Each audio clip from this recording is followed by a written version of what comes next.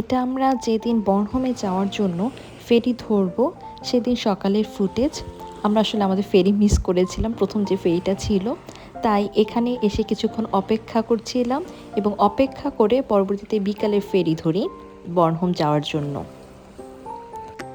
এটা বর্নহোমে ঘোরাঘুরির আমাদের প্রথম দিন এবং সকালবেলা ঘুম থেকে উঠে জানালা দিয়ে ভীষণ রকমের চমৎকার দৃশ্য দেখে তো আমার পুরাই মাথা নষ্ট।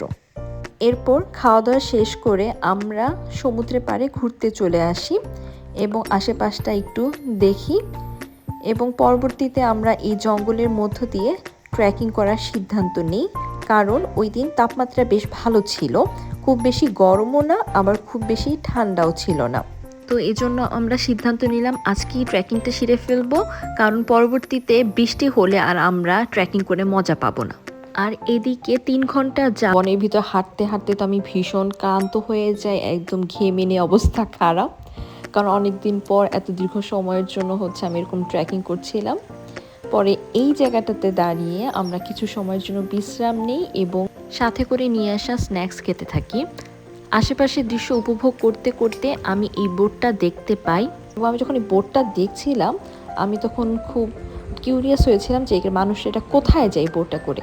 পরে আমি জানতে পারলাম এটা আসলে এই দ্বীপের চারদিকে ট্যুরিস্ট নিয়ে ঘুরে বেড়ায় এবং যে ট্যুর গাইড থাকে সেই ট্যুরিস্টদেরকে এই দ্বীপের ইতিহাস বর্ণনা করতে থাকে।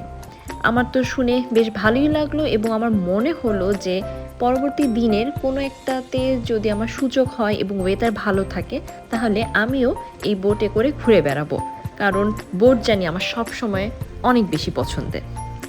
তো যাই হোক, এই জায়গাটা অনেক বেশি সুন্দর ছিল, অনেক বেশি শান্ত ছিল এবং সাগরের জল খুব বেশি পরিমাণ স্বচ্ছ ছিল এবং সব মিলিয়ে পুরোই একটা মনোমুগ্ধকর অবস্থা।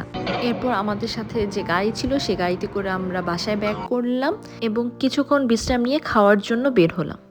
শহরটার ভিতর দিয়ে ড্রাইভ করছিল এবং আমরা এই সুন্দর বাড়িগুলো দেখছিলাম।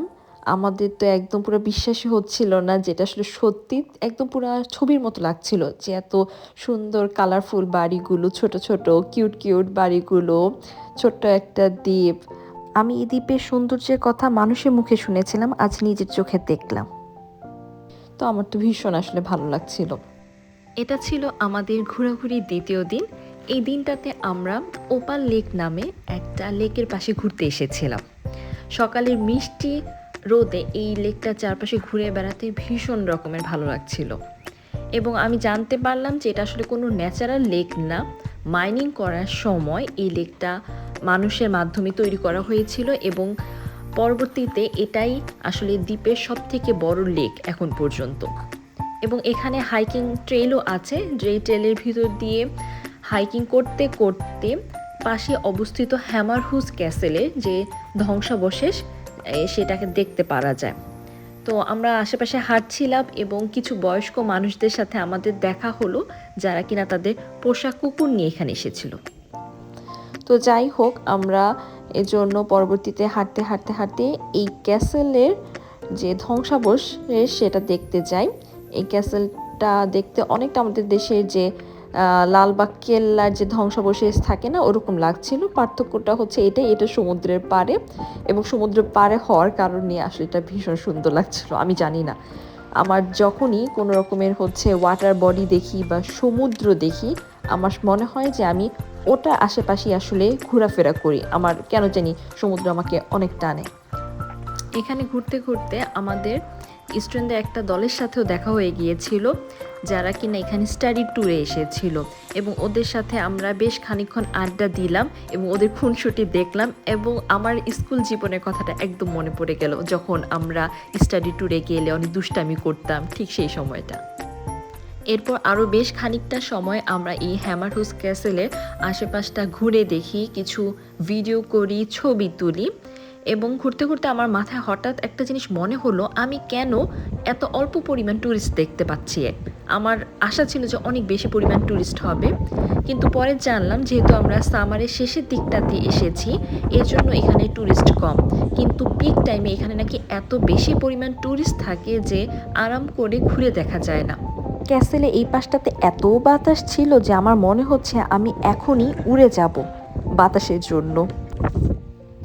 বাতাস থাকলেও বাতাসটা অত ঠান্ডা ছিল না, শরীরে বেশ আরামই দিচ্ছিল এবং আমার এই জায়গাটাতে থাকতে এত বেশি পরিমাণ ভালো লাগছিল, আমি আসলে বলে বোঝাবার মতো নয়।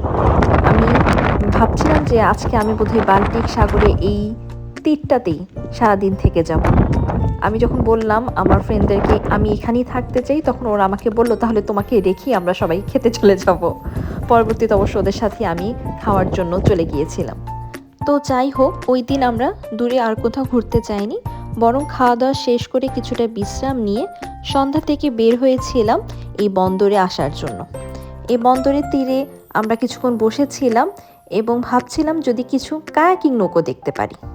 এবং বেশ মজার ব্যাপার হলো, আমরা এই বিষয়ে গল্প করতে না করতেই দেখলাম কিছু মানুষ কায়াকিং করতে করতে এদিকেই ছুটে আসছে।